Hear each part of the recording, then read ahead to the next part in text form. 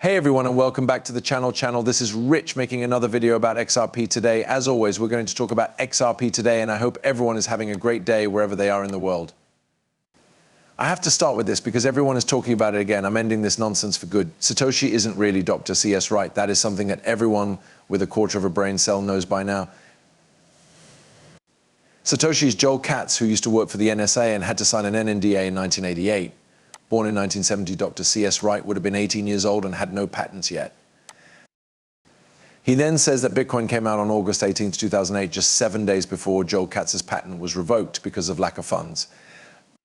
The NSA and CIA had a shiny new asset called Bitcoin, which they tested and used for corruption in 2008 on the dark web before it was made public for the first time on January 9, 2009. John McAfee even knew, he says, Satoshi is and always has been the only person who could have done it. Joel Katz, the time has come, but David Schwartz says, I could have been a part of Satoshi. I could have done almost everything Satoshi did. Unfortunately, I didn't learn about Bitcoin until 2011. Do you believe David Schwartz, or do you think in him that Bitcoin was made? My honest thought? It might be David Schwartz, but I don't think he can talk about it. It looks like lawyers always try to keep David Schwartz quiet. It happened even with the Ripple case. But what do you think? Write it in the space below for comments. With David Schwartz's evidence, there is important clarity about how the price of XRP is going up. The rise in the price of XRP has nothing to do with the ecosystem of XRP. Over time, as more people use Ripple, demand goes up, which causes the price to go up. You should know that comes from smoke. I've been saying that for a long time. I said there isn't any price change because there isn't enough demand yet, but they will ask for it. You can tell because banks talk about XRP and Ripple. See how the people who work with Ripple talk about XRP and Ripple in it. That's why I always told you hold the future. When you hold XRP, it's like having a winning lottery ticket that you can cash in at any time. Partnering up is important. Working with other tech companies that have access to millions or billions of users was the best way to get more people to use digital assets like XRP. You should know that those partnerships are important, and they're also growing and spreading out, making a huge network. Did I ask you all in yesterday's video if you thought Ripple was putting a floor under the price of XRP? A lot of you agreed with me when I said that they want to keep the price stable to get more financial institutions and partnerships. That's what I believe is happening now. Thank Rep. Brian Donalds for taking the lead in recognizing how important digital assets will be in shaping the future of the global digital economy. Listen to this. My worry about digital assets is not the bad things that could happen when they're used. It's the tool that will run them. That can happen anywhere in our money system. To be honest, it's just life. Another worry is, will we use this new technology and then do something bad? That's where we are now. You're lucky to have crypto in your hands right now. It's still young. The big banks are only now starting to deal with crypto. A lot of us have been here for years. In this case, we'd be institutions.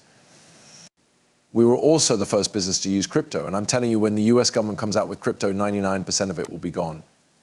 And the cryptocurrencies that are left will be the ones that win. One of them will be XRP. And, you know, that time is coming up this year, no matter what people say. These rules won't be put in place in the United States until 2027 or 2028. Not true. In 2024, those rules will be in place. You can see everything going on now, the way they talk about rules and laws. This is also what I'm waiting for. The total size of the market that can be tokenized, including real estate, bonds, funds, and equity, is $929 trillion. That's almost $44 trillion that could be tokenized maybe over time. Do not forget about it. Also, tokenization will become more popular this year. Also, that is a huge, huge market. It's only just beginning. Lots of value will be added to these networks, like the XRP ledger. This will make XRP worth a lot more very quickly. It won't be seen coming by anyone. They always say that XRP is just doing what the market is doing at the moment. It's going to move back. Not at all, because when you hold this much XRP, the price will go up and then stay the same.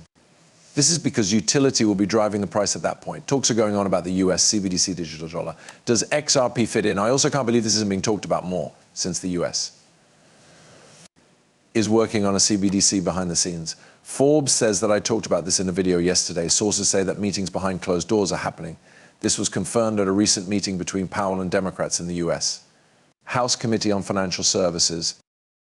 According to the report, Powell told the Democrats that the push for a digital dollar can't go forward until Congress agrees. Central banks are planning new ways to accept alternative currencies, so conversations about CBDCs are very important in the world of money. They can now promise that XRP will be used in the US. Personally, I know that Jerome Powell has made hints about Ripple more than once, and I know that they'll use Ripple and technology. It is the best answer possible. Also, once the banks start to fail, they will need Xrp to instantly get cash. I have said this for a while, though. In the background, the US is making a CBDC, which will be released in 2024. That's why Jerome Powell is meeting behind closed doors. Still, I think the Treasury will make the announcement. It makes sense to me that the Fed will lose power and the US Treasury will gain it. What is that important word again? Does anyone know? Listen to this. So it may be better to use blockchain for sending money than Ripple for moving assets. What do you think? Is it for different kinds of assets? So I guess this is another way in which the two designs are different. Blockchains are databases that can only be used for one thing. They can only confirm deals involving one type of asset or one amount of money. The Ripple database can be used for many things. A spreadsheet is all it is. We can name it after almost anything and put anything in it.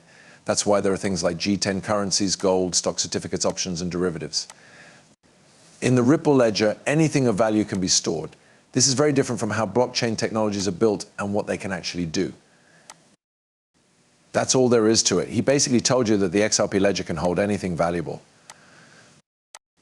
Of course, that changes everything because all that value adding to the ledger will make Xrp more valuable. That's how we're going to get rich.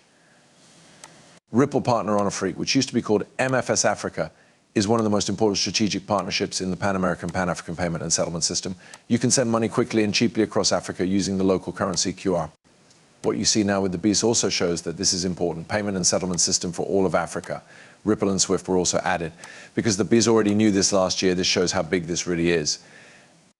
Take a look at how big Ripple is getting in Africa right now, but this is why it's important in the West. This is something that a lot of crypto investors don't see. A lot of the Global South doesn't have to deal with the same kinds of financial problems that people in the West have had for at least the last 100 years. For years, they haven't been able to get into a bank account. And all of a sudden, Ripple shows up with a choice. What do you think will happen? They'll use RippleNet and Xrp because it's quick, cheap, and safe, and because it levels the playing field, which is another part of the new financial system. This is what Ripple does all over the world. This is also being done by Stellar. That's why I said that the IMF and backed stablecoins need to have a stable value when they move the world's money. They're not going to be stuck at $1 paid to $1 US. It will be stable coins with high values that change every day. That's all the Federal Reserve Bank had to say. They are stress testing us banks to get ready for a global money shock and even marking the banks that are most at risk right now. The banks are having trouble, as I said. Take a look at this list of banks. Holdings, USA, Bank of America, Barclays, Citigroup, Credit Suisse in USA. I was wrong when I said that. The Goldman Sachs Group, JP Morgan Chase, Morgan Stanley, Wells Fargo and Company have all done business with DB USA Corporation. The banks are having a hard time, and I believe Basel III will be the last straw for most of these banks. I believe they will discover a way to escape this, though. And I believe that crypto, Xrp, and that, on the other hand, are the way out of this mess. The Fed, on the other hand, pretty much tells you every day what's going to happen next. And there's no doubt that the banks are in trouble. So that's why I always tell you not to trust banks. A digital euro could make it easier and more consistent for people in Europe to pay for things online and off, and it could also open up new opportunities for companies that handle payments. Our co-worker Georgina talks about how it helps companies handle payments. They are going all out with the digital euro. A lot of people don't like the idea at all. It sounds good to want a digital euro since